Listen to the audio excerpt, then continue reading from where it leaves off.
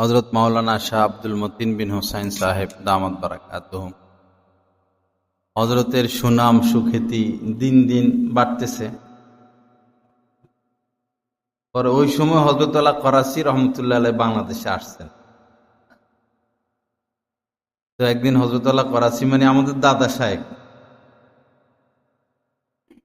শায়েখ আমাদের শায়েখকে বললেন, আব্দুল মতিন, কোন ঢিলা যদি আকাশে উড়ে, ঢিলা মাটির ঢিলা আকাশে উঠতেছে, এটা মনে করো না ঢিলা নিজে নিজে উড়ে, এটা মনে করো না ঢিলাকে কেউ উড়ায়, ঢিলাকে কেউ উড়ায়, বাতাসে উড়ায়। তো কাহারও যদি সুনাম হয়, সুখ্যাতি হয়, কাহারও দ্বারা যদি দিনের খেদমত হয়, এটা তার কিছু না, তার শায়েখের দোয়া, শায়েখের দোয়া। বহু মানুষ এমন আছেন যে আসলে কোনো যোগ্যতা নাই, নামটাও লিখতে পারে না, কিন্তু অনেক কিছু ঘটাইয়া ফেলে, শিল্পপতি হয়ে যায়, বিএপি সিআইপি হয়ে যায়। আসলে মায়ের দোয়া অথবা বাবার দোয়া অথবা কোনো নিরীহ মানুষের দোয়া অথবা নিজের শায়েখের দোয়া। আবার বহু চতুর মানুষ, চালাক মানুষ, হুঁশিয়ার মানুষ একদম শেষ হয়ে যায়, পথে বসে যায়, কাহারও অভিশাপ, কাহারও বদদোয়া, স্ত্রী হতে পারে, সন্তান হতে পারে, নিজের অধীনস্থ স্টাফও হতে পারে, বদদোয়ায় শেষ হয়ে গেছে। লা ইলাহা ইল্লাল্লাহ, লা ইলাহা ইল্লাল্লাহ। আমাদের কোনো এক বুজুর্গ, সম্ভবত মুফতি শফি সাহেব রহমতুল্লাহ আলাইহির ঘটনা, যিনি দারুল উলুম দেওবন্দে উনি ফতুয়া বিভাগ চালু করছেন, উনি সর্বপ্রথম মুফতি, এবং যে তফসির কিতাব সারা বিশ্বে সৌদি সরকার প্রচার করছেন, তাফসিরে মারিফুল কোরআন, সেটার লেখকও তিনি। ওই তফসিরই এখন পর্যন্ত শ্রেষ্ঠ তফসির। তফসিরে মারিফুল কোরআনের পর আজ পর্যন্ত শতাধিক কয়েক হাজার তফসির লেখা হয়েছে, কিন্তু ওইটা এখনো শ্রেষ্ঠ রয়ে গেছে, বুঝতে সহজ এবং বেশি বড় না এবং ছোট না। অনেক খেদমত আল্লাহ পাক ওনার দ্বারা নিছেন। ওনার যে প্রতিষ্ঠান করাচিতে, ওই প্রতিষ্ঠান হেঁটে দেখা সম্ভব না। করাচি দারুল উলুম মুফতি শফি সাহেব রহমতুল্লাহ আলাইহির যে মাদ্রাসা, ওইটা হেঁটে হেঁটে দেখা সম্ভব না, গাড়ি লাগবে। গাড়িতে বৈশা অটো বা এই জাতীয় কিছু দিয়া বৈশা ঘুরে ঘুরে দেখতে হবে। পায়ে হেঁটে এত বড় প্রতিষ্ঠান কাহারো দ্বারা দেখা সম্ভব হবে না। এত বড় কাজ আল্লাহ পাক নিছেন। তো উনাকে কেউ প্রশ্ন করছেন, জানতে চাইছেন, সম্ভবত এটা উনারই ঘটনা, যে এত বড় কিভাবে হলেন, কি এমন আমল করলেন যে আপনি এত বড় হলেন? তো বললেন যে আমি ছোট ছিলাম, একজন মহিলা কলের থেকে পানি ভরছে, কলসিতে পানি ঢুকাইছেন, তো নিজে নিজে কোমরে উঠাইতে পারে না, বা মাথায় উঠাবেন সেটাও পারে না, অপেক্ষা করতেছেন। পরে আমি ওখান দিয়ে যাচ্ছিলাম, আমাকে বললেন, বাবা কলসিটা আমার মাথায় উঠাইয়া দাও বা আমার কোমরে উঠাইয়া দাও, বুড়া মানুষ। তো উনি বললেন যে কেন, আমার মাথায় উঠাইয়া দেন, আমি কলসিটা দিয়ে আসি। বুড়ি মহিলা বলল, তো আমি তো তোমাকে কিছু দিতে পারবো না। তো উনি বললেন, আমাকে কিছু দেওয়া লাগবে না।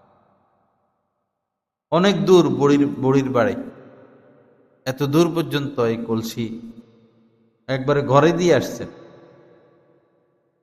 পরে মুফতি শফি সাহেব রহমতুল্লাহ বলেন, আমি কলসিটা দিয়ে আসার পর মহিলা এমন দোয়া করছে আমার জন্য, আমার বিশ্বাস ওই দোয়ার বরকতে আল্লাহ আমার দ্বারা এত বড় খেদমত নিতেছে। তো এজন্য কাহার উপরে জুলুম করতে,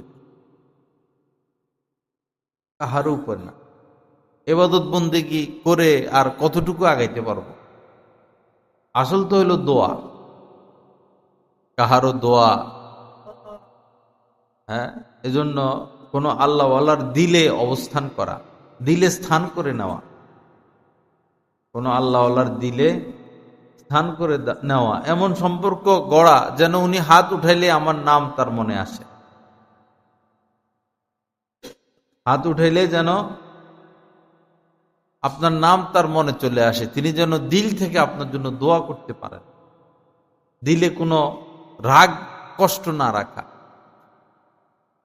এমনও সন্তান আছেন যার প্রতি তার মা দোয়া করে না, বাবা দোয়া করে না, মায়ের মনে কষ্ট আছে, বাবার মনে কষ্ট আছে, ওস্তাদ ছাত্রের জন্য দোয়া করে না, কারণ ওস্তাদের মনে তার জন্য কষ্ট।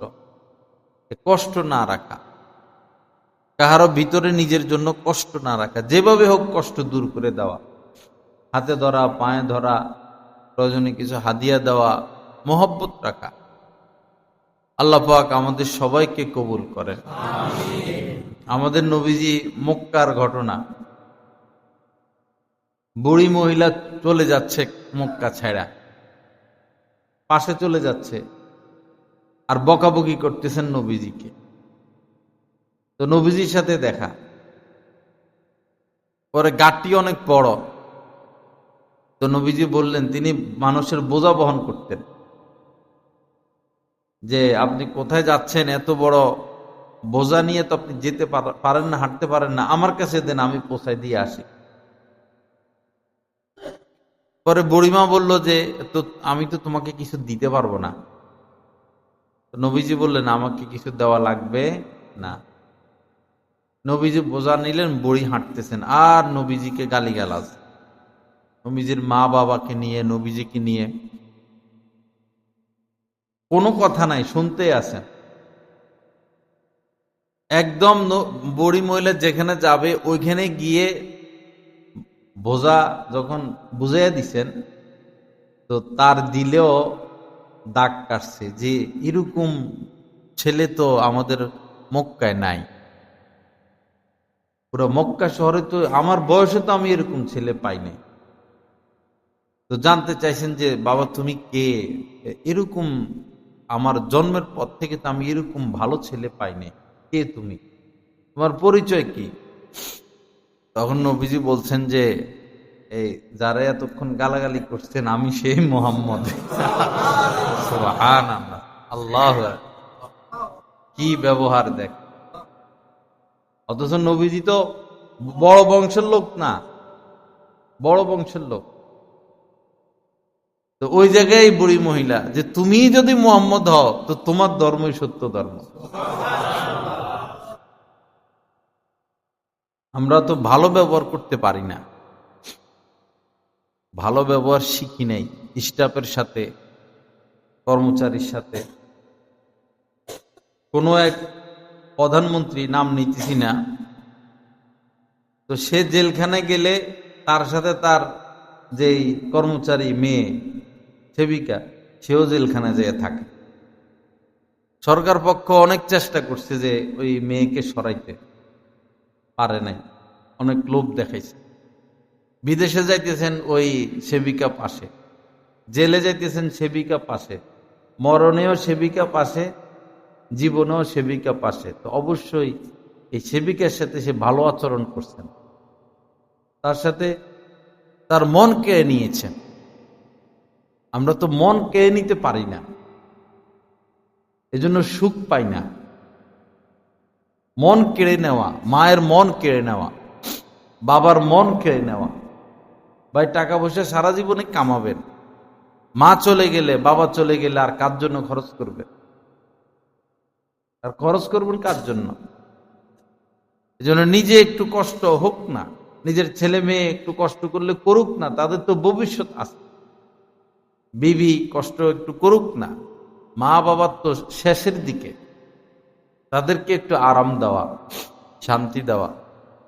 এক্ষেত্রে যেটা হয় যে আমার বাবা তো আমার উপর এহসান করলো না, আমার মা আমার উপর এহসান করলো না, আমার অন্য ভাই বোনদেরকে নিয়ে তারা ব্যস্ত, আমাকে তো মহব্বত করে না। ভাই তারা কি করলো না করলো সেটা দেখার বিষয় না, আপনি কি করলেন সেটা দেখার বিষয়। আপনি কি করলেন সেটা দেখার বিষয়। এজন্য তারা যেন সন্তুষ্ট থাকে, স্ত্রী তার উপর যেন তার স্বামী সন্তুষ্ট থাকে। হাদিস শরীফের মধ্যে এসেছে, আইয়ুমাম রাআতিন মাতাত, কোন মহিলা যদি মারা যায়, ও যাওজুহা আনহা রাদিন, আর তার স্বামী তার উপর সন্তুষ্ট, স্বামীকে সন্তুষ্ট রেখে খুশি রেখে রাখা অবস্থায় কোন নারী যদি স্ত্রী যদি মারা যায়, তো নবীজি বলেন দাখালাতিল জান্নাহ, সোজাই মহিলা জান্নাতে চলে যাবে। এখানে নামাজ রোজা হজ যাকাতের কোনো কয়েদ লাগান নাই, শর্ত লাগান নাই। তো স্বামীর সন্তুষ্টি কত বড় নিয়ামত, স্বামীর সন্তুষ্টি কত বড় নিয়ামত। আমার শায়েখ দামাত বারাকাতুমের মুখে শুনছি হযরতের এই এলাকার এক মহিলার ঘটনা। মহিলা মারা যাবে আর কি কিছুক্ষণের মধ্যে, মানে ডাক্তারদের অভিমত যে সে আর টিকবে না। তো সবাই শেষ দেখা দেখতে যায়, স্বামীও গেছেন, স্বামী যায় পাশে বসছেন। তো একটু পরে মহিলা বিদায় নিবে দুনিয়ার থেকে। তো মহিলা সেই স্বামী পাশে বসছেন যে মহিলা তার হাত দিয়া এই স্বামীর কোমরটা পাটা একটু একটু টিপে দিচ্ছেন। তো স্বামী বলতেছেন যে তুমি কি করতেছ? তো স্ত্রী বলল যে আপনার খেদমতের সুযোগ তো আমি আর পাব না, আমার তো শেষ সময়, একটু পরে চলে যাব, আপনাকে তো খুশি করতে পারলাম না, আপনার তো সেবা করতে পারি নাই, আর পারবো না, তো শেষ চেষ্টাটুকু করতেছি। কিরকম মহিলা তারা, কি চিন্তা তাদের। আজকে আমাদের স্বামী স্ত্রীর মধ্যে আমাদের ভালো সম্পর্ক নাই, পুরুষদের নজর এদিক সেদিক, মহিলাদের নজর চাহিদা। মহিলারা তো স্বামীর মাধ্যমে জান্নাত কামাই করবে, আর স্বামীরাও স্ত্রীর প্রয়োজন, স্ত্রীকে সুখ শান্তি দিয়ে তারাও জান্নাত কামনা করবে, আল্লাহ সন্তুষ্টি কামনা করবে। এক মহিলা খুব সুন্দরী, আর স্বামী খুব কুৎসিত, নিগ্রু, এরকম আফসার মানুষ। পরে স্ত্রী বলতেছেন যে আপনিও জান্নাতি আমিও জান্নাতি। তো স্বামী বললেন কিভাবে? বলল আপনি আমার মতো সুন্দরী স্ত্রী পেয়ে আপনি তো খুশি, শুকরিয়া আদায় করেন সবসময় আল্লাহর দরবারে, আর আপনার মতো এরকম স্বামী পেয়ে আমি ধৈর্য ধরতেছি। তো যাদের মধ্যে শকর আর সবর আছে তারা তো জান্নাতি। আপনার মধ্যে শকর আর আমার মধ্যে সবর।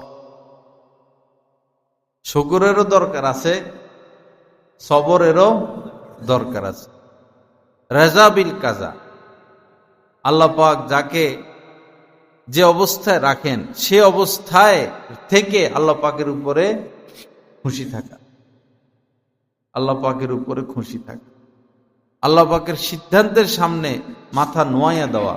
মরণেও তাই, যে কবিতা গেল না, তোমার হুকুম তাহার হুকুম শিরোধার্য, মরণেও তাই। একটা মহিলা দুইটা তিনটা বাচ্চা ছোট ছোট, মনে করেন মহিলার স্বামীও নাই, বাচ্চাগুলো এতিম, দেখার কেউ নাই, দুইটা তিনটা বাচ্চা। তো এই মুহূর্তে সেও মারা যাচ্ছে, এমনি তো দেখার কেউ নাই, এখন মা ছিল মাও চলে যাচ্ছে, কতটা বেদনা।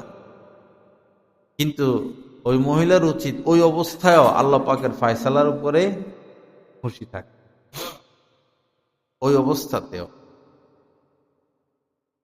এই শুকরিয়া জিনিসটা আমাদের মধ্যে কম, সবার মধ্যে, আমার মধ্যেও, সবার মধ্যে শুকরিয়া কম, কৃতজ্ঞতা কম, চাহিদা মারাত্মক, চাহিদা মারাত্মক। এই লোভ, চাহিদা, দীর্ঘ আশা, এটা ঠিক না। এক সাহাবী হযরতে ওসামা রাদিয়াল্লাহু তাআলা আনহু একটা সেবিকা ক্রয় করছেন 1 মাসের জন্য। নবীজি এটা শুনছেন, শুনে নবীজি বললেন, ওসামা তো দীর্ঘ আশা পোষণকারী, ওসামা তো দীর্ঘ আশা পোষণকারী। আমি আল্লাহর কসম, আমি যখন পা ফেলি জমিনে, তো আমি এই চিন্তা করি যে পরবর্তী পা উঠানোর আগে হয়তো আমার দুনিয়া থেকে বিদায় নেওয়া লাগতে পারে।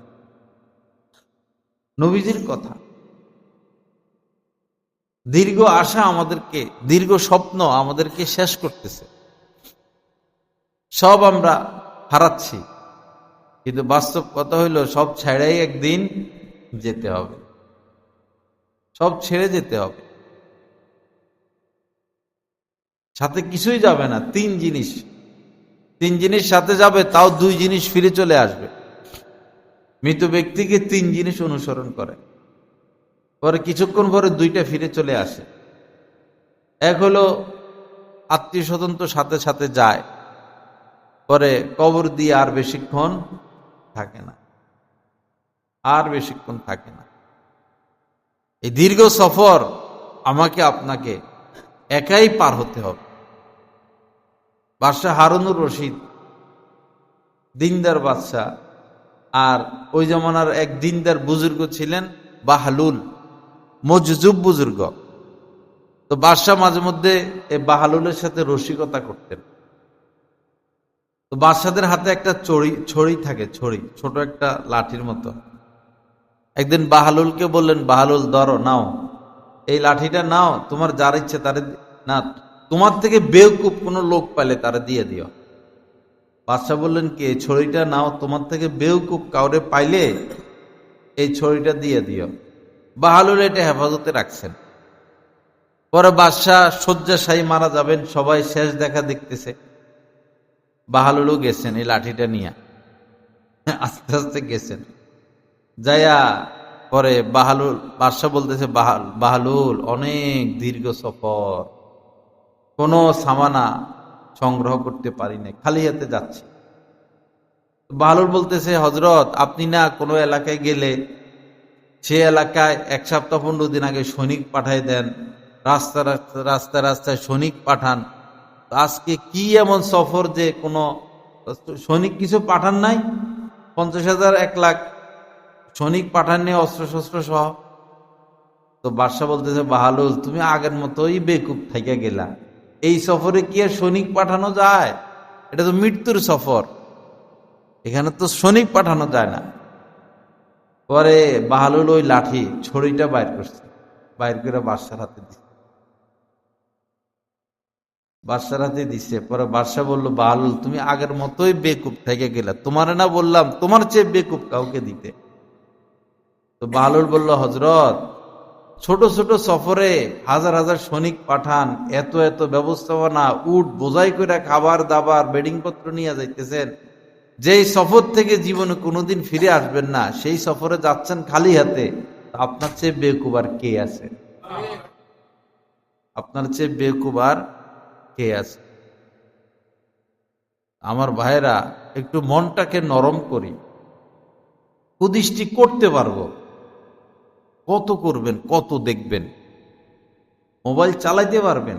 এই যে যেটা এখন মানুষ যেখানে সময় দেয় 1 মিনিটের ভিডিও, যেগুলো 1 মিনিটের ভিডিও দেখার সময় নাই, এত ব্যস্ত যারা মোবাইল চালা, 1 মিনিটের টাই 20 সেকেন্ড দেখে শেষ করে দেয়। এই পরিস্থিতি মানুষের।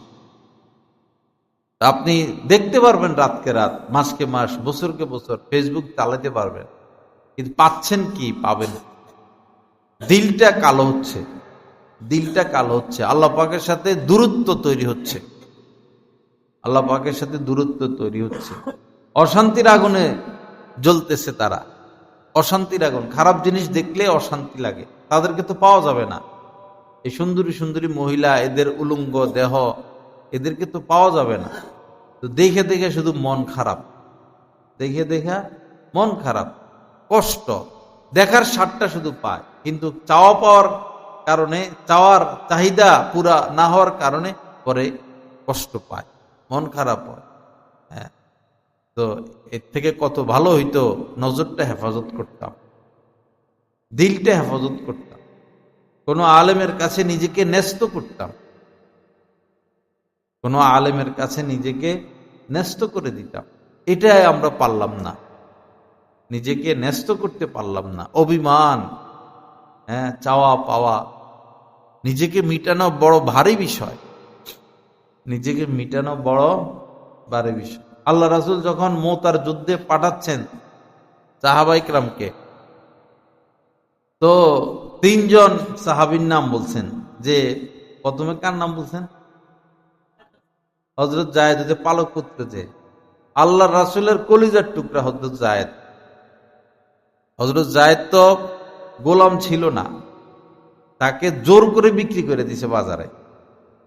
পরে হাত হাত এটা হযরত খাদিজা, আম্মাজান খাদিজা রাদিয়াল্লাহু তাআলার হাতে এসে পৌঁছে। পরে এই সুবাদে তিনি নবীজির গোলাম হন, নবীজির সেবক হন। তো হযরত যায়েদের আব্বা আম্মা এই খুঁজতে খুঁজতে পাগল হয়ে গেছে ছেলের জন্য, সারা পৃথিবী খুঁজতেছেন আমার ছেলে কোথায়। পরে শুনছেন যে মক্কা এরকম বড় বাজার, গোলাম বেচা কিনা হয়। পরে মক্কায় আসছেন, যা খুঁজতে খুঁজতে পরে বাচ্চাকে পাইছেন। এখন নিয়ে যাবেন, নবীজি দাবি ছেড়ে দিছেন। নবীজি বলছেন, যায়েদ তোমার ইচ্ছা, তুমি গেলেও যাইতে পারো, থাকলেও থাকতে পারো। কিন্তু হযরত যায়েদ, নবীজির প্রতি এমন মায়া মহব্বত সৃষ্টি হয়েছে যে তিনি নবীজিকে ছেড়ে যেতে পারেন নাই, এত মহব্বত যায়েদের সাথে। তো সেই যায়েদকেই তিনি মুতার যুদ্ধে সেনা প্রধান নির্বাচন করলেন। নবীজি সেনা প্রধান নির্বাচন করে নবীজি বললেন, যায়েদ যদি শহীদ হয়ে যায় তাহলে হযরত জাফর ইবনে আবি তালেব, নিজের চাচাতো ভাই, তার নাম ঘোষণা করলেন। হযরত জাফর রাদিয়াল্লাহু তাআলা আনহুর বাচ্চা ছিল ছোট ছোট। এই বাচ্চারা পরে গেছেন নবীজির কাছে, আমাদের আব্বু কই, শহীদ হওয়ার। নবীজিকে যাই বলছেন আমাদের আব্বা কই। পরে হযরত জাফর রাদিয়াল্লাহু তাআলা আনহুর নাম ঘোষণা করে নবীজি আরেকজনের নাম বলছেন, ইবনে রওয়াহা। পুরো নাম কি না? আব্দুল্লাহ ইবনে রওয়াহা, ওনার নাম ঘোষণা করছেন। এরপরে বলছেন, এই তিনজন যদি শহীদ হয়ে যায় তাহলে তোমরা পরামর্শ করে তৃতীয় একজনকে আমির বানাবা। খুব ভয়াবহ যুদ্ধ, কাফের হইল 2 লাখ, মুসলমান হইল 3000। না, মুসলমানের সংখ্যা 3000, কাফের হইল 2 লাখ, ভয়াবহ যুদ্ধ। তো প্রথম সাহাবীর নাম বলে যখন, এরকম কখনো বলেন নাই, একজনকে কমান্ডার বানান, সেনা প্রধান বানান। এই প্রথম একজন, দুইজন, তিনজনের নাম ঘোষণা করে বলছেন, সেও যদি শহীদ হয় আরেকজনকে বানাইয়া নিবা। তার মানে তো তিনজন বুঝে গেছেন আমরা আজকে শহীদ, আজকে আমরা শহীদ। জেনে শুনে শেষ দেখা করতেছেন, নিশ্চিত হয়ে গেছেন তিনজনই যে আজকে আমরা শহীদ। স্ত্রীর সাথে শেষ দেখা, সন্তানদের সাথে শেষ দেখা, মা বাবার সাথে শেষ দেখা, আর তো দেখা হবে না। তো দেখুন, আল্লাহ পাকের, আল্লাহ রাসূলের এই ফায়সালাত থেকে তারা কি এক পা পিছপা হয়েছেন? নিশ্চিত জানেন মৃত্যু, তাও কি এক পা পিছপা হয়েছেন? কিভাবে আল্লাহ রাসূলের সামনে নিজেকে মিটাইয়া দিছে, কিভাবে নিজেকে ন্যস্ত করছেন সাহাবায়ে কিরাম নবীজির সামনে নিজেদেরকে। সেই ন্যস্ত করা আমরা পারলাম না, নিজেকে আমরা ন্যস্ত করতে পারলাম না। এই কারণে আমাদের দ্বীনি লাইনে তারাক্কি হচ্ছে না। অহংকার একটা কঠিন রোগ ভাই, অনেক কঠিন রোগ। আল্লাহ আমাদের সবাইকে মাফ করে দেন, আল্লাহ পাকের মহব্বত দান করেন, গুনাহ মুক্ত জিন্দেগি নসিব করেন। সবাই সাহস করে ইনশাআল্লাহ কুদৃষ্টি করব না, এবং দিলকেও, এবং কাহাউকে কেউ যেন আমাদের দ্বারা কষ্ট না পায়, কাহারও দিলেন যেন আমাদের প্রতি অসন্তুষ্টি না থাকে, কষ্ট না থাকে। দিল পরিষ্কার করা। সেই ছোটকালের কোনো বুড়া বুড়ি, চাচা চাচি, ওস্তাদ যদি কাউকে কষ্ট দিয়ে থাকেন, নাম্বারটা সংগ্রহ করেন, একটা ফোন দেন, সম্পর্কটা ভালো হয়ে যাক, সে আপনাকে দোয়া দিয়ে দেখ। আমাদের কোন বুজুর্গ, সে বড় কিতাব পড়ার জন্য এই গেছেন আরেক দেশে, এরকম ঘটনা পুরো আমার মনে নাই। তো তার ছোটবেলার একজন উস্তাদ ছিলেন, তার থেকে দোয়া নিয়ে যান নাই, অন্যদের সাথে দেখা করছেন, তার সাথে দেখা করে নাই, এটা ওই উস্তাদ শুনছে। পরে পড়তে গেছে আর দেখে সব সাদা, পৃষ্ঠা যেটাই উঠায় দেখে কি সাদা। ওই উস্তাদের দোয়া আনে নাই। উস্তাদের দোয়া বদদোয়া অনেক কঠিন, অনেক কঠিন। দোয়া লাগে, বদদোয়া লেগে যায়।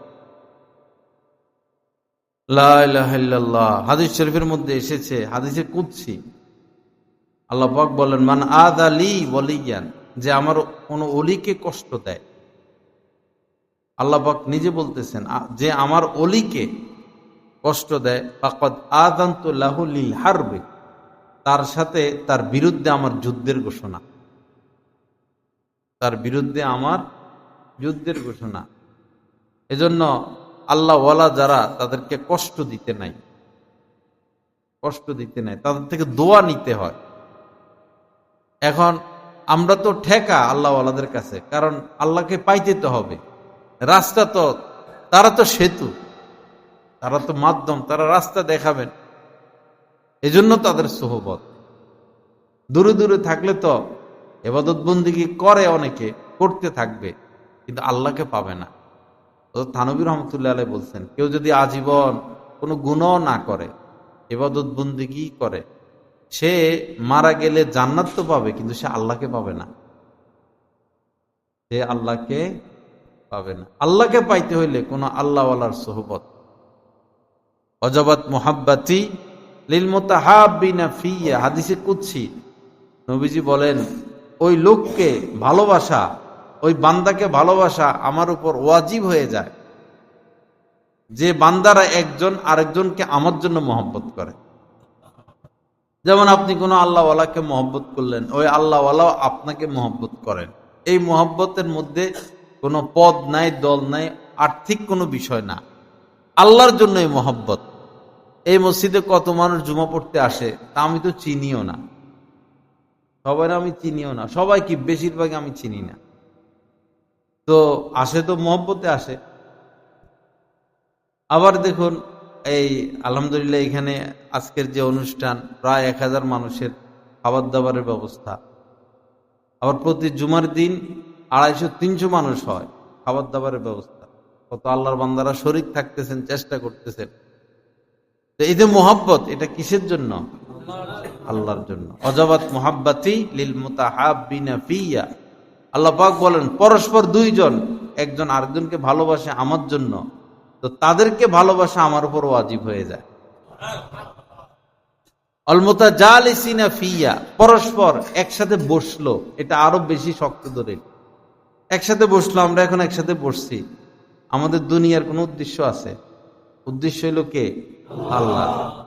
পরস্পর যদি এরকম দুইজন বসে আল্লাহর জন্য, আল্লাহ পাক বলেন তাদেরকে মহব্বত করা আমার উপর আবশ্যকই হয়ে যায়। আল মুতাজালিসিনা ফিয়া, আল মুতাজাবিরিনা ফিয়া, যে সাক্ষাৎ করে, সাক্ষাৎ করে, দূর দূরান্ত থেকে মানুষ আসে কোন আল্লাহওয়ালার সাথে সাক্ষাৎ করে, আল্লাহ পাক বলেন আমার মহব্বতে যদি একজন আরেকজনের সাথে সাক্ষাৎ করে, উভয়জনকে ভালোবাসা আমার উপর ওয়াজিব হয়ে যায়। চতুর্থ নম্বরে বলছেন যে আল মুতাজাবিরিনা ফিয়া আল মুতাবাজিলিনা ফিয়া, যারা একজন আরেকজনের জন্য খরচ করে। যেমন কবিতা পড়লো, আপনারা মহব্বতে হাদিয়া দিলেন, এটা তো কার জন্য হইল? আল্লাহর কথা শুনেছেন। তো একজন আরেকজনের জন্য যদি খরচ করে আল্লাহর মহব্বতে, আল্লাহ পাক বলেন যে উভয়কে ভালোবাসা আমার উপর ওয়াজিব হয়ে যায়। খরচ করা ভালো, মাল তো সবসময় থাকবে না। বহু মানুষ আছে একসময় কোটিপতি ছিল, দান সৎকা করে না, এখন নিজেই ফকির হয়ে গেছে, এখন আর কেমনে করবে? ওই সময় যদি কিছু করতো তো এটা তো তার ভান্ডে থাইকে যাইত। দান সৎকা করা চাই, হাদিয়া তহফা, হাদিয়া দেওয়া চাই, ময় মুরব্বী, আলেম ওলামা, দিনদার, তাদের খোঁজ খবর রাখা। যাকে আল্লাহ পাক মাল দিয়েছেন, সে মাল দিয়ে দিনের খেদমত করবে। যাকে শক্তি দিয়েছেন, শক্তি দিয়ে দিনের খেদমত করবে। যাকে ইলম দিয়েছেন, তিনি ইলম দিয়ে দিনের খেদমত করবে। যাকে যেটা দিয়েছেন, সবাইকে তো সবটা দেন নাই, সবাই সেটা দিয়া তার যেটা অর্জন, অর্জন বলতে আল্লাহ যেটা দিয়েছেন সেটা দিয়া দিনকে আগে বাড়াইয়া দিবে। আল্লাহ সহি বুঝ দান করেন, আমাদেরকে মাফ করে দেন। যাই হোক, মাশাআল্লাহ, বেশি লোক তো প্রথমে তো আমরা ঘাবড়াইয়া গেছি, শীত দিয়ে কেমনে আসবে মানুষ। এখন তো আল্লাহর বান্দা অনেক হয়েছে মাশাআল্লাহ। সবাই বস দিলে যে গুনাহ করব না, গুনার প্রতি ঘৃণা, গুনার প্রতি ঘৃণা। এরপরে এই লম্বা লম্বা সময় মোবাইল টিপি, প্রয়োজন ছাড়া মোবাইল না ধরা, এই মোবাইল ধরা থেকে বিরত থাকা। এখন রাজনীতি চলতেছে চরম পর্যায়ে, এই বেশি রাজনীতিতে না মিশা। ভোট দেওয়া দরকার, ভোট দিবেন, ভোট দেওয়া দরকার, ভোট দিবেন, যাকে যোগ্য মনে করেন তাকে ভোট দিবেন, কিন্তু বেশি রাজনীতির সাথে মিশতে নাই, তাহলে আমলের ক্ষতি হয়। এই চা খাওয়া খাই, এই মিছিল আত্মালি, ফুলের মতো পবিত্র আমার ভাইয়ের চরিত্র, বাস্তবে যদি ফুলের মতো পবিত্র না হয় তো আপনি তো মিথ্যা কথা বললেন। এটা তো সোজা কথা না, কঠিন কথা। আর এই দিলটাকে পরিষ্কার করা, দিলে দিলে কারোর প্রতি হিংসা বিদ্বেষ দুশ্মনী না রাখা, খারাপ চিন্তা না করা, ভিন নারীদেরকে নিয়ে কুচিন্তা না করা, নায়িকা গায়িকা নর্তকী এরা বেশিরভাগই চরিত্রহীনা, এদেরকে না দেখা, এদের কথা না শুনে, এদের খবর না নেওয়া, এদেরকে নিয়ে চিন্তা না করা। কোন লোক নায়িকাকে বিয়ে করে, অনেকে টাকা আছে তো ঘর সংসার কি করতে পারে? এদের কোনো ঘর সংসার নাই, এদের কোনো ঘর সংসার নাই, এদেরকে নিয়ে কেউ সুখী হইতে পারে না। আল্লাহ আমাদেরকে আল্লাহর মহব্বত দান করেন, গুনাহ মুক্ত জিন্দেগি নসিব করেন। দেখবেন হঠাৎই দিলে খারাপ চিন্তা শুরু হয়ে যায়, বা আপনি খারাপ চিন্তা শুরু করে দেন, তখন কি করবেন? তখন করণীয় হইল, আপনিও একটা গাড়িতে আছেন, ড্রাইভার, আর একটা গাড়ি আসতেছে, কুয়াশা দেখা যায় না, হঠাৎ দেখলেন মুখামুখি, আপনার দুই হাত সামনে টাক, আপনারটাও টাক বা প্রাইভেট কার, এখন কি করণীয়? একবারে জোরে মারে হার্ট ব্রেক, যেন এক হাতও সামনে না যায়, জোরে ব্রেক মারে।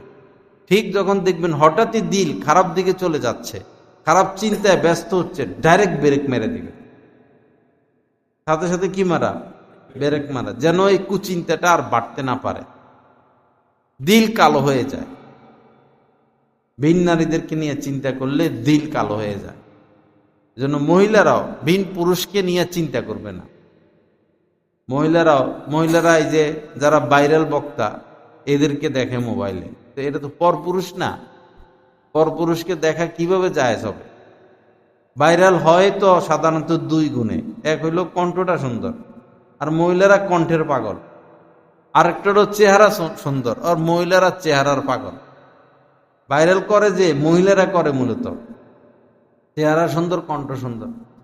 মহিলাদের এই ভাইরালি বক্তাদেরকে দেখে দেখে ওয়াজ শোনা জায়েজ হবে না, গুনাহ হবে, গুনাহ হবে। এই পরপুরুষদেরকে দেখবেন না আপনারা মোবাইলে, গুনাহ হবে। আবার অডিও এদের বয়ান না শোনা, কারণ এদের কণ্ঠের মধ্যে আকর্ষণ, এরা কণ্ঠ বিক্রি করে, এদের আওয়াজও না শোনা। কোন ছেলে তার গজল শুনলে যদি তার প্রতি আকর্ষণ হয়, তেলাওয়াত শুনলে আকর্ষণ হয়, তো মহিলারা ওই কারি সাহেবের গজলও শুনবে না, তেলাওয়াতও শুনবে না। আমরাও কোন পর নারীর আওয়াজ যেন কানে না আসে। মোবাইলে ফোন দিলে যদি ফোন না যায়, তখন মহিলা একটা আইসা গাড়র গাড়র গাড়র গাড়র করে, এই আপনার যে কলে যেখানে ফোন দিতে চেয়েছেন এই সেই, অথচ সৌদিতে পর পুরুষ মানুষরা বলে, আরব রাষ্ট্রে পুরুষরা বলে, আর আমাদের দেশে মহিলারা বলে। যাই হোক, আমরা মোবাইল ছড়াই ফেলবো, তাদের ওই কথা না শোনা, তাদের সেই কথা না শোনা, তাদের আওয়াজ থেকেও দূরে থাকা। আল্লাহ আমাদের সবাইকে কবুল করেন, এই ইসলাহি মজলিসকে কবুল করেন, নূর দ্বারা ভরপুর করে দেন। একটা অ্যাপ খোলা হয়েছে, আগেও বলা হয়েছিল, ইসলামী অ্যাপ, এটা সবাই সাথে রাখবেন। এটা বৈরবের অ্যাপ, বৈরব মানুষের রাখা দরকার না। সামনে রমজান আসতেছে, সেহরি ইফতার দরকার আছে। এই অ্যাপে 5 ওয়াক্ত নামাজ, এশরাক, দার্স, তাহাজ্জুদ সব নামাজের ওয়াক্ত দেওয়া আছে, সূর্য অস্ত উদয়, এবং কোরআন শরীফ দেওয়া আছে। কোরআন শরীফ দেখে দেখে পড়তে পারবেন। কোন সূরা পড়তে চান, ওই সূরার নাম টাচ করলে চলে আসবে, এরকম সহজ করা হয়েছে। আবার কোন সূরা তেলাওয়াত শুনতে চান, সূরার নাম দেওয়া আছে, টাচ করলেই তেলাওয়াত শুনতে পারবেন। তাফসীর দেওয়া আছে, ইসলামিক কিতাব দেওয়া আছে, ইসলামী নাম দেওয়া আছে, আমার বয়ানগুলো কবিতাগুলো সেখানে আছে, আরো অনেক কিছু নিয়েই অ্যাপটা করা হয়েছে। সে অ্যাপটা সবাই যারা টাচ মোবাইল ব্যবহার করবেনই, ছাড়বেন না, ওয়াজে কাম হয় না, হেরা একটু ভালো কাজও করলেন, অ্যাপটা রাখলেন এবং এটা অন্যদেরকে পৌঁছাই দিলেন। শেয়ার আছে, শেয়ার দিয়ে আপনি যারা ইচ্ছা তারা দিয়ে দিতে পারবেন। অ্যাপের নাম হলো কি? ইমানি জিন্দেগি। দিগ্গি দিয়া ইমানি জিন্দেগি। টাচ করে প্লে স্টোরে গিয়ে টাচ করে মুখে বললে হবে। ইসলামী জিন্দেগি না, ইমানি জিন্দেগি। একটা আছে ইসলামী জিন্দেগি, সেটা না, ইমানি জিন্দেগি। এটা রাখবেন, ইনশাআল্লাহ ফায়দা হবে। আল্লাহ সবাইকে তৌফিক দেন, কবুল করেন, গুনাহমুক্ত স্বচ্ছ জীবন নসিব করেন। কাহারও সাথে ভেজালের দরকার নাই, ঝগড়ার দরকার নাই, ফিতনা ফাসাদে যাওয়ার দরকার নাই। বস আল্লাহর সাথে থাকা, আল্লাহকে নিয়ে ব্যস্ত থাকা, আল্লাহর সাথে থাকা, আল্লাহকে নিয়ে ব্যস্ত থাকা। ওয়া আখিরু দাওয়ানা আলহামদুলিল্লাহি রাব্বিল আলামিন ওয়া সাল্লাল্লাহু আলা নবিয়িল কারীম। কিছু সময় জিকির করি না কেন, যদি গুনাহ স্বীকার করে আর আল্লাহর কাছে মাফ চায়, অবশ্যই আল্লাহ মাফ করে দেন। কার কখন বিদায় নিতে হয় কিছুই বলা যায় না। হয়তো আজকে আমাদের বিদায়, কাহারো বিদায় হয়ে যেতে পারে। এজন্য আল্লাহ পাকের কাছে দিল থেকে খালেস দিলে তওবা করি, মাপ চাই, সম্পর্ক সুন্দর করি, তাজা রাখি এবং কান্নার চেষ্টা করি। কান্না না আসলে কান্নার ভান করি। আলহামদুলিল্লাহ রাব্বিল আলামিন ওয়াসসালাতু ওয়াসসালামু আলা সাইয়্যিদিল মুরসালিন ওয়া আলা আলিহি ওয়া আসহাবিহি আজমাইন। রব্বানা যালামনা আনফুসানা ওয়া ইল্লাম তাগফির লানা ওয়া তারহামনা লানাকুনান্না মিনাল খাসিরিন। রব্বিগফির ওয়ারহাম ওয়া আনতা খায়রুর রাহিমিন। রব্বিগফির ওয়ারহাম ওয়া আনতা খায়রুর রাহিমিন। রব্বানা আতিনা ফিদ দুনিয়া হাসানা ওয়া ফিল আখিরাতি হাসানা ওয়া কিনা আযাবান নার। আল্লাহুম্মা ইন্নাকা আফুউন তুহিব্বুল আফওয়া ফা'ফু আন্না। আল্লাহুম্মা ইন্নাকা আফুউন কারীম তুহিব্বুল আফওয়া ফা'ফু আন্না। আল্লাহুম্মা ইহফাযনা মিন কুল্লি বালাইদ দুনিয়া ওয়া আযাবিল আখিরাহ। রব্বিরহামহুমা কামা রব্বায়ানি সগীরা। রব্বিরহামহুমা কামা রব্বায়ানি সগীরা। আল্লাহ আপনি আমাদেরকে মাফ করে দেন। রব্বুল আলামিন আমাদেরকে মাফ করে দেন। আল্লাহ ইচ্ছা অনিচ্ছা, জানা অজানা, ছোট গুনাহ বড় গুনাহ, আল্লাহ সমস্ত গুনাহ থেকে তওবা করতেছি। আল্লাহ আমরা লজ্জিত, অনুতপ্ত। আল্লাহ আমাদের পাপের কথা আমরা স্বীকার করতেছি। আল্লাহ আমরা বাস্তবেই পাপী। আল্লাহ আমরা অকৃতজ্ঞ। আল্লাহ অনেক বেশি পাপী আমরা। আল্লাহ আপনি মাফ না করলে, আপনি ক্ষমা না করলে জাহান্নামের আগুন ছাড়া আমাদের আর রাস্তা নাই। আল্লাহ জাহান্নামের আগুন ছাড়া রাস্তা নাই। আল্লাহ জাহান্নামের আগুন আমরা সয়ে নিতে পারি না। আল্লাহ সাপ বিচ্ছুর আঘাত আমরা সহ্য করতে পারবো না। আল্লাহ দুনিয়ার গরমই আমরা সহ্য করতে পারি না। আল্লাহ জাহান্নামের আগুন কিভাবে আমরা সহ্য করব? আল্লাহ 2-3টা দিন আমরা খাবার ছাড়া থাকতে পারি না, পানি ছাড়া থাকতে পারি না। আল্লাহ জাহান্নামে তো কোনো খাবার নাই। আল্লাহ জাহান্নামে তো কোনো পানি নাই। বছরকে বছর আল্লাহ যোগের পর যোগ না খেয়ে থাকতে হবে। আল্লাহ জাহান্নামের আগুন থেকে আমাদেরকে রক্ষা করো। আল্লাহ জাহান্নামের আগুন থেকে রক্ষা করো। আল্লাহ জাহান্নামের আগুন থেকে আমাদেরকে বাঁচাইয়া দে। আমাদের স্ত্রী সন্তানদেরকে বাঁচাইয়া দে। আমাদের আব্বা আম্মাকে বাঁচাইয়া দে। আমাদের কত আত্মীয় স্বজন আল্লাহ দুনিয়া থেকে বিদায় নিয়েছে। রব্বুল আলামিন আল্লাহ তারা কোন অবস্থায় আছে আমরা জানি না। আল্লাহ আমরা কোন অবস্থায় বিদায় নেই, আমাদের কবর নাই। কখন না জানি আজরাইল চলে আসে, কখন না জানি মালাকুল মউত চলে আসে। আর খপ করে আমাদের আত্মাটা ধরে টান মারে। আল্লাহ, তুমি ছাড়া আমাদের কোনো উপায় নাই। আল্লাহ, তুমি ছাড়া রক্ষাকারী নাই। আল্লাহ, মৃত্যু যন্ত্রণা থেকে আমাদেরকে হেফাজত করিয়েন। আল্লাহ, মৃত্যু যন্ত্রণা থেকে হেফাজত করিয়েন। আল্লাহ, কবরে আযাব থেকে হেফাজত করিয়েন। কিয়ামতের ময়দানে দীর্ঘ সময় আল্লাহ ওই দিনের কষ্ট, দুঃখ, পেরেশানি থেকে হেফাজত করিয়েন। রব্বুল আলামিন আমাদেরকে মাফ করে দেন, আমাদের আব্বা আম্মাকে মাফ করে দেন। আপনার মোহাব্বত আমাদেরকে দান করেন, আপনার নৈকট্য দান করেন। আল্লাহ, কত মানুষ, কত অসহায়, কত বিপদে, এই শীত দিয়া কত মানুষ আল্লাহ কষ্ট পায়। তোষক নাই, কম্বল নাই, শীতের জামা নাই। আল্লাহ, এই অসহায় মানুষদের পাশে দান ও তৌফিক দিয়া দেন। আল্লাহ, অসহায় মানুষদের শীতের আসবাবপত্র আপনি মিলাইয়া দেন। আল্লাহ, অসুখে বিসুখে কত মানুষ কত জায়গায় কষ্ট পাচ্ছে। আল্লাহ, তাদের প্রতি আপনি দয়া করেন। আমাদের সকল মুসলমানদের প্রতি দয়া করেন। মুসলমানদের জন্য হালাল রিজিকের ফয়সালা করে দেন। আল্লাহ, ঈমান হারা হয়ে বিদায় নেওয়া থেকে হেফাজত করিয়ে। আল্লাহ, ঈমান হারা হয়ে বিদায় নিলে তার কোনো রক্ষা নাই, জাহান্নাম ছাড়া তার আর কোনো উপায় নাই।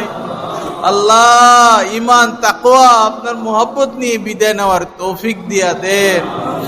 হক্কানি আলেম ওলামাদের সোহবত নসিব করেন। আল্লাহ ওয়ালাদের সোহবতে আসা যাওয়ার তৌফিক দিয়া দেন। আল্লাহ, বারবার আপনার ঘর জিয়ারতের তৌফিক দিয়া দেন। বারবার আপনার রাসূলের রওজায় পৌঁছা এবং জিয়ারতের তৌফিক দিয়া দেন। আল্লাহ, অভাব অনটন থেকে হেফাজত করেন, যে কোনো বিপদ থেকে হেফাজত করেন, যে কোনো পদস্খলন থেকে হেফাজত করেন, ফিতনায় জড়িয়ে পড়া থেকে হেফাজত করেন। আমাদের জন্য হালাল রিজিকের ফয়সালা করে দেন। আমাদের জন্য হালাল রিজিকের ফয়সালা করে দেন। আল্লাহ, হঠাৎ মৃত্যু থেকে হেফাজত করিয়ে। আল্লাহ, হঠাৎ করে হার্ট অ্যাটাক, ব্রেন স্ট্রোক, গাড়ি অ্যাক্সিডেন্ট, বৈদ্যুতিক শর্ট, যে কোনো হঠাৎ মৃত্যু থেকে আপনি হেফাজত করিয়েন। আমাদের স্ত্রী সন্তানদেরকে হেফাজত করিয়েন।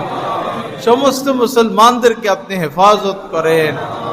আল্লাহ, এই মজলিসকে আপনি কবুল করেন। আল্লাহ, ইসলামী মজলিসকে কবুল করেন। আমাদের কমলপুর মাদ্রাসাকে কবুল করেন। আল্লাহ, মাদ্রাসার তামাম ফিতনা ফাসাদ দূর করে দেন। মাদ্রাসার সমস্ত জরুরত আপনি পুরা করে দেন। আল্লাহ, ভাইয়েরা শীতের রাত্রিতে দূর দূরান্ত থেকে এসেছেন। আল্লাহ, কত কষ্ট করে এসেছেন, আবার যাইতে কত কষ্ট হবে। না আসলেও তো তারা পারতেন। আল্লাহ, আপনার মহব্বতে এসেছেন। আল্লাহ, শুধুই আপনার মহব্বতে এসেছেন। আল্লাহ, এই ভাইদেরকে উত্তম বদলা আপনি দিয়া দেন। আপনার পক্ষ থেকে উত্তম বদলা দিয়া দেন। আল্লাহ, তাদেরকে গুনাহমুক্ত জিন্দেগি দান করেন। আল্লাহ, হালাল রিজিকের ফয়সালা করে দেন। বিপদ আপদ থেকে আপনি হেফাজত করিয়েন। আল্লাহ, তাদের ছেলে মেয়েদেরকে দ্বীন দান করেন। আমাদের সকলের সন্তানদের মধ্যে দ্বীন দান করেন। আমাদেরকে আপনি দ্বীন দান করেন। ফিতনা ফাসাদ থেকে হেফাজত করেন। সুবহানা রাব্বিকা রাব্বিল ইজ্জাতি আম্মা ইয়াসিফুন ওয়া সালামুন আলাল মুরসালিন আলহামদুলিল্লাহি রাব্বিল আলামিন। আমিন বিরহমাতিকা ইয়া আরহামার রাহিমিন।